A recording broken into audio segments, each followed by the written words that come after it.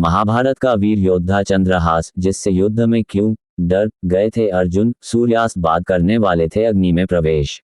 जैमिनी महाभारत में ऐसी ही एक योद्धा का वर्णन है जिसका नाम चंद्रहास था। चंद्रहास से युद्ध के समय अर्जुन विचलित हो जाते हैं क्योंकि उनके पास चंद्रहास को हराने का कोई उपाय नहीं था। सूर्योस्त तक चंद्रहास नहीं हारते तो अर्जुन को अग्नि में प्रवेश करने अपनी जान गंवानी पड़ती। महाभारत में अर्जुन को धनुर्विद्या का सबसे बड़ा ज्ञाता माना जाता है। उनके सामने कोई भी योद्धा टिक नहीं पाता था। वे सबको परास्त कर देते थे क्योंकि उनका निशाना सटीक था और उनके पास ऐसे अस्त्र थे जो कभी खत्म नहीं होते थे। एक बार उपयोग करने के बाद वे दोबारा तरकश में आ जाते थे।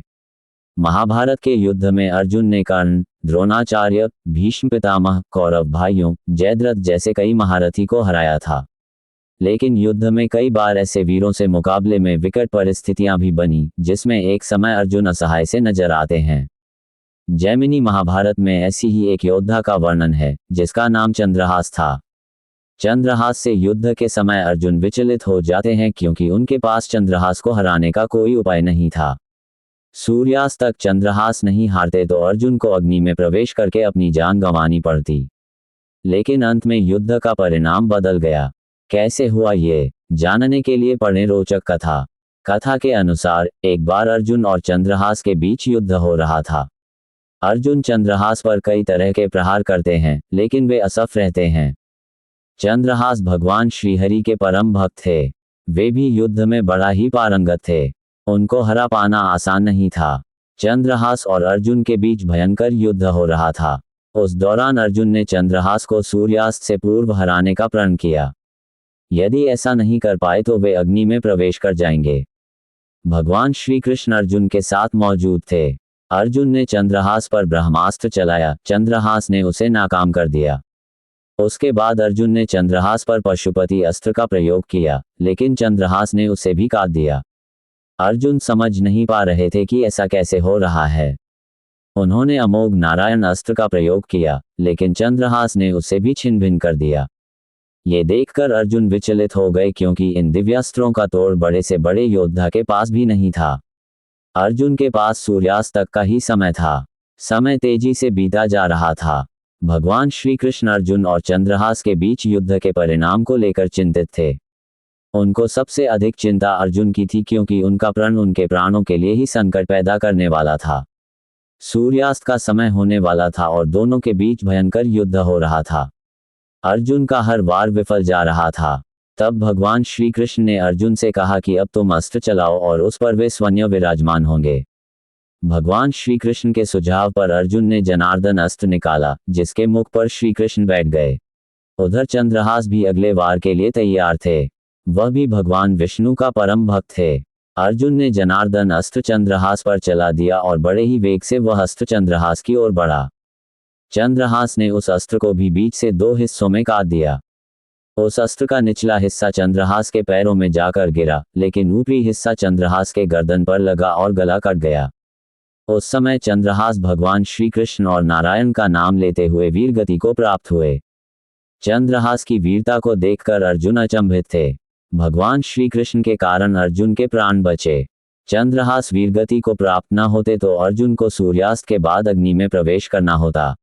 महाभारत में चंद्रहास कुंतला साम्राज्य का एक राजा था जिसकी कहानी अश्वमेध पर्व में वर्णित है, जहां उसने अर्जुन से मित्रता की थी।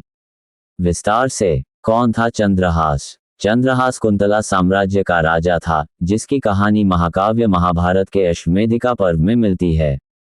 अश्वमेध पर्व में क्या हुआ? युधिष्ठिर के अश्वमेध समारोह की रखवाली के दौरान अर्जुन और कृष्ण के साथ चंद्रहास की मुलाकात हुई और उन्होंने मित्रता की। चंद्रहास की कहानी। जैमिनी महाभारत में चंद्रहास की कहानी भी चित्रित की गई है, जहां वह एक वीर योद्धा के रूप में दिखाया गया है जिससे अर्जुन को युद्ध में डर लगता था। चंद्रहास की शक्ति। चंद्रहास को एक शक्तिशाली योद्धा के रूप में दिखाया गया है जिसके आगे अर्जुन के सभी प्रयास विफल हो गए थे। अन्य संदर्भ। चंद्रहास की कहानी लोकप्रिय फिल्मों और यक्षगान थिएटर में भी दिखाई जाती है। चंद्रहास का अर्थ। चंद्रहास का अर्थ चंद्रमा की हंसी होता है।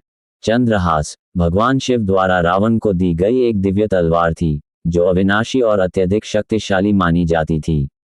दिव्य अस्त्र। चंद्रहास को भगवान शिव ने रावण को व्यक्तिगत रूप से दिया था और यह उनके निजी शस्त्रागार का हिस्सा था। शक्ति। चंद्रहास को बहुत शक्तिशाली माना जाता था, यहाँ तक कि रावण ने इसके साथ जटायु पक्षी के पंख भी काट दिए थे। उपयोग। रावण ने सीता जी के अपहरण के दौरान जटायु के पंख काटने के लिए चंद्रहास का प्रयोग किया था। अविनाशी। चंद्रहास को अविनाशी तलवार माना जाता था। प्रशंसा। रावण ने चंद्रहास की शक्ति की प्रशंसा की थी और कहा था कि यह तलवार तीनों लोकों को जीतने में सक्षम है।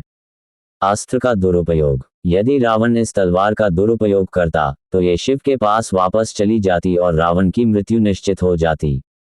पौराणिक कथाओं के अनुसार भोलेनाथ की चंद्रहास और भगवान विष्णु की नंदक तलवार दोनों ही अत्यंत शक्तिशाली और दिव्य अस्त्र माने जाते हैं, इसलिए ये कहना कठिन है कि कौन सी अधिक शक्तिशाली है। चंद्रहासा तलवार की शक्ति क्या है? चंद्रहास तलवार भगवान शिव द्वारा उनके निजी शस्त्रागार के लिए बनाया गया एक दिव्य अस्त्र था और यह पशुपात्र, त्रिशूल, शक्ति, नागपाश और धनुष की तरह शक्तिशाली था। चंद्रहास को शिव ने प्रसन्न होकर रावण को व्यक्तिगत रूप से दिया था। चंद्रहास बहुत शक्तिशाली अस्त्र था और यहाँ तक कि रावण ने इसके साथ जटायु पक्षी के पंख भी काटे थे। चंद्रहास। शिव पुराण के अनुसार ये भोलेनाथ की एक दिव्य तलवार है जो उनके अद्भुत और असुरों के लिए विनाशकारी रूप को दर्शाती है।